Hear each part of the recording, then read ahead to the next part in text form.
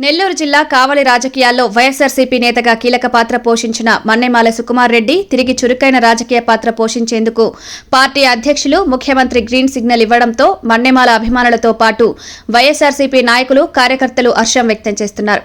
రానున్న ఎన్నికల్లో కందుకూరు నియోజకవర్గ వైఎస్సార్సీపీ అభ్యర్థి విజయానికి కృషి చేయాలని పార్టీ ఆదేశించింది.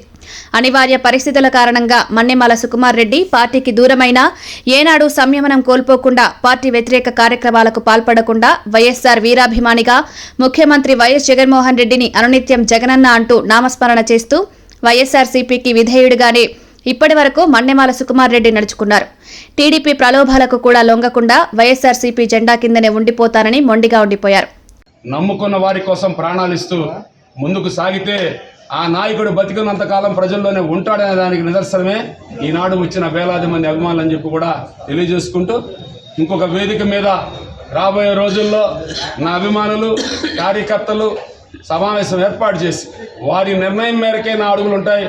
ఒకవేళ నాయకులు కార్యకర్తలు మనకేమి వద్దు తటస్థంగా ఉన్నామన్నా కూడా జగన్మోహన్ రెడ్డి గారి నిర్ణయం మేరకు తటస్థంగా ఉండేదానికి కూడా నాకు అభ్యంతరం లేదు. స్పందించిన పార్టీ క్రమశిక్షణా కమిటీ మన్నెమాల సుకుమార్ రెడ్డిపై విధించిన సస్పెన్షన్ ను ఎత్తివేసింది. పార్టీ అధ్యక్షులు వైఎస్ జగన్మోహన్ రెడ్డి ఆదేశాలతో సస్పెన్షన్ ను రద్దు చేయడంతో పాటు కందుకూరు అభ్యర్థిని గెలిపించే బాధ్యతలు అప్పగించింది. ఎన్నికల్లో పోల్ మేనేజ్మెంట్ తో పాటు ప్రతిపక్ష అభ్యర్థులను మట్టి కురిపించే వ్యూహాలు అమలు చేయడం, కార్యకర్తలను నాయకులను సమన్వయం చేయడంలో మన్నెమాల సుకుమార్ రెడ్డిది ప్రత్యేక శైలి. గతంలో కావలి నియోజకవర్గంలో టీడీపీ ఉనికి కోల్పోయేలా చేయడంలో మన్నెమాల సుకుమార్ రెడ్డి కీలకంగా వ్యవహరించారు. ప్రస్తుతం పార్టీ అధిష్టానం కందుకూరు బాధ్యతలు అప్పజెప్పడంతో కందుకూరు నియోజకవర్గంలోనూ మన్నెమాల సుకుమార్ రెడ్డి తన మార్కు చూపించనున్నారని అభిమానులు చెబుతున్నారు.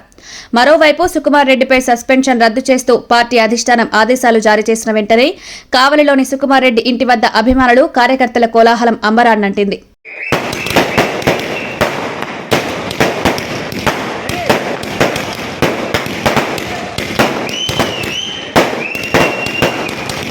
కావలి పట్టణం రూరల్ మండలాలతో పాటు అల్లూరు, బోగోలు, దగదర్తి, కందుకూరు ప్రాంతాల నుంచి వచ్చిన కార్యకర్తలు, అభిమానులు మన్నెమాల సుకుమార్ రెడ్డిని కలిసి అభినందనలు తెలిపారు.